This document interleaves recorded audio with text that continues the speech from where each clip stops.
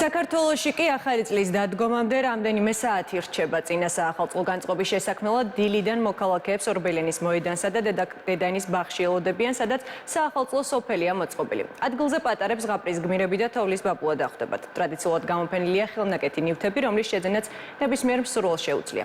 კესო ქაფიანიძე იმყოფება ორბელიანის მოედანზე და მას ჩავთავთ ახლა პირდაპირ ეთერში. კესო, მოგესალმებით, როგორი განწყობაა საახალწლო სოფელში? ახალი წლის მოახლოება ყველაზე მეტად ნამდვილად ორბელიანის მოედანზე იგრძნობა. ორბელიანის მოედანსა და დედაენის ბაღში ყველაფერია იმისთვის, რომ წინა საახალწლო და საზეიმო განწყობა შევიქმნათ. საახალწლო სოფლები, რომლებიც აქ არის განთავსებული, ნამდვილ საახალწლო ზღაპრად აქცევს აქაურობას. დედაენის ბაღში არის თოვლის ბაბუს სახლი, სადაც პატარებს შეუძლიათ საკუთარი სურვილები გაუმხილონ თოვლის ბაბუს და მას გაესაუბრონ. ყველა ასაკის, ყველა გემოვნების ადამიანზეა გათვლილი აქ დაგეგმილი აქტივობები და ღონისძიებები. უნდა აღინიშნოს ასევე ისიც, რომ ნამდვილი კულინარიული ზეიმია ორბელიანის მოედანზე, გასტრო ზეიმი, ესე შეიძლება ითქვას, სხვადასხვა კვების ობიექტები მოსულ სტუმრებს მწვადიდან დაწყებული გოზინაყით და ტკბილეულით დამთავრებული ყველაფერს სთავაზობს. აქ ასევეა ყინულის მოედანი, სადაც ყველა ასაკის ადამიანს შეუძლია ისრიალოს. ასევე მნიშვნელოვანია მუსიკალური გაფორმება საახალწლო სოფლის. ორი სცენაა დედაენის მოედანსა და ორბელიანის მოედანზე, სადაც მთელი დღის განმავლობაში 11 საათიდან საღამოს 11 საათამდე სხვადასხვა ჟანრის და გემოვნების სმენელზე გათვლილი მუსიკა გაჟღერდება. განწყობა გვაქვს წინა საახალწლო.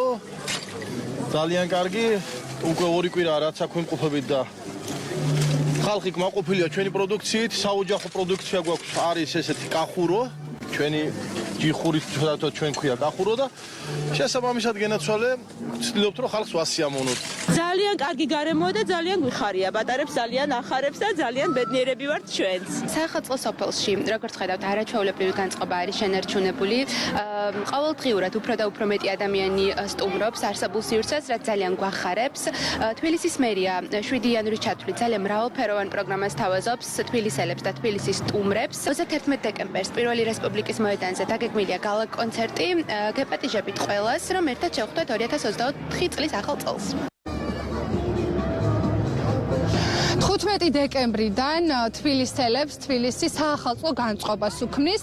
დედაქალაქი მორთულია სხვადასხვა საახალწლო დეკორაციებით. დღეს მე ვიმყოფები ორბელიანის მოედანზე, თუმცა დღევანდელ დღეს ახალ წელს ეგებებიან ასევე მთაწმინდის პარკში.